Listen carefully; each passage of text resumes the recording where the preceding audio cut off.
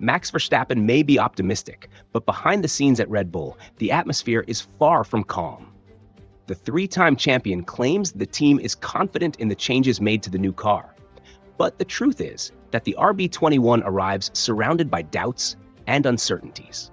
After a season finale where McLaren and even Mercedes showed signs of being a threat, the big question is whether Red Bull has really made the right choices or if it is about to face its biggest crisis in recent years. The RB21 will make its debut in a promotional test in Bahrain before the official preseason sessions. Interestingly, the images released by Red Bull are almost an enigma. Studio photos, low lighting, and a clear effort to hide aerodynamic details. But why? Is this a strategic move to confuse rivals, or does the team have something to hide? Beyond the technical uncertainties, Red Bull is going through a massive structural change. For the first time since 2005, the team is entering a season without legendary designer Adrian Newey, who already has a set date to join Aston Martin. Verstappen is trying to downplay the impact, but his statement sounds more like a rehearsed speech than a true show of confidence. He is no longer here, and that's how things are. We trust the team we have now. But is Red Bull still the same without Newey? Without the genius behind the most dominant cars of the hybrid era, the team could be more vulnerable than ever. And if that weren't enough, Verstappen will have a new teammate. Liam Lawson takes over from Sergio Perez, who was simply let go after 2 disappointing seasons. The internal message is clear. Lawson will be a loyal wingman to Verstappen, with no room for personal ambitions. The New Zealander has already made it evident that his mission is just to help the team in the Constructors' Championship. But how long will he accept that role? Has Red Bull found a new Bottas for Verstappen, or is there a risk of another internal conflict? Aston Martin is undergoing a real internal revolution, and the big question is whether this radical restructuring will be the final push to turn the team into a Formula One powerhouse or the beginning of a structural collapse. The arrival of Adrian Newey is seen as a masterstroke, but behind-the-scenes moves raise concerns about possible turbulence within the team. Andy Cowell wasted no time in making aggressive changes to Aston Martin's top management. Mike Crack, who previously led the team, has been demoted to a more technical role as head of trackside engineering. Tom Mullock, formerly the performance director, has been reassigned to a position focused on the Aston Martin group as a whole.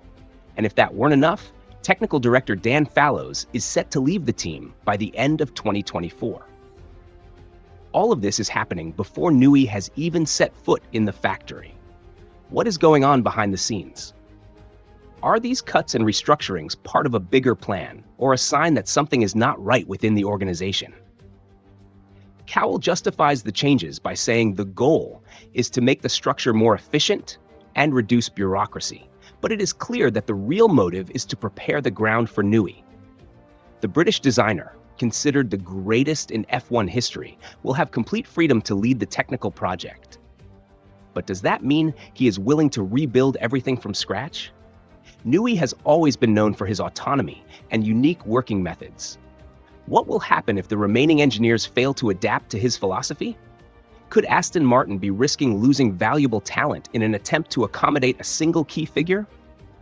Angela Cullen is back, and not just with any team, but in the most ambitious project in Formula One today, Lewis Hamilton's Ferrari. The former physiotherapist of the 7-time world champion was spotted in the Bahrain paddock during the first tests of the season, wearing the Scuderia's gear and interacting directly with Hamilton's security team. Her return is raising doubts and sparking explosive theories behind the scenes. Could Angela have been a key player in Hamilton's plan to leave Mercedes and orchestrate his move to Maranello? The signs of this move were planted long ago. When Cullen left Hamilton in 2023, it was portrayed as an amicable separation. But was it really?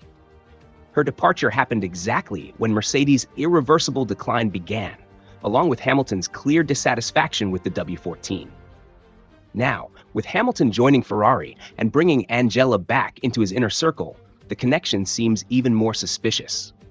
This unexpected return has triggered alarms in the halls of Brackley.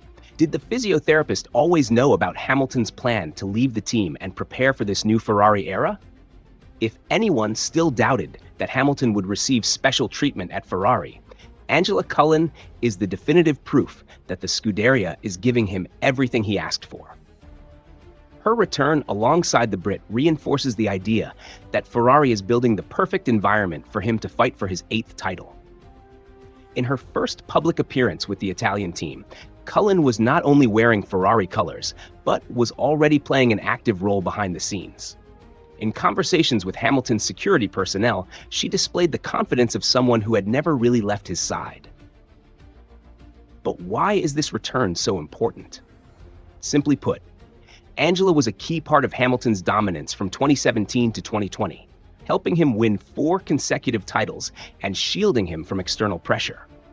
Ferrari doesn't just want Hamilton's talent in the cockpit. They want the entire mental and physical structure that turned him into the most dominant driver of the hybrid era. The hiring of Angela Cullen, combined with the structure Ferrari is building around Hamilton, raises a crucial question. Will Charles Leclerc have the same conditions within the team, or is Hamilton already being positioned as the Scuderia's new undisputed leader? The most intriguing part of this story is that Angela Cullen disappeared from Formula One for 2 years, and coincidentally, only returned when Hamilton signed with Ferrari. During that time, she worked in IndyCar, but never got involved with another F1 driver. This raises the question, did she already know about Hamilton's plans and chose to step away temporarily to avoid suspicion? The truth is, Cullen was a fundamental part of Hamilton's peak, but she also disappeared exactly when Mercedes collapsed. Her departure coincided with the longest winless streak of Hamilton's career, which only ended at Silverstone last year. If Cullen's absence had that much of an impact, then her return might be the missing piece to turn Hamilton into the biggest threat of the 2025 season.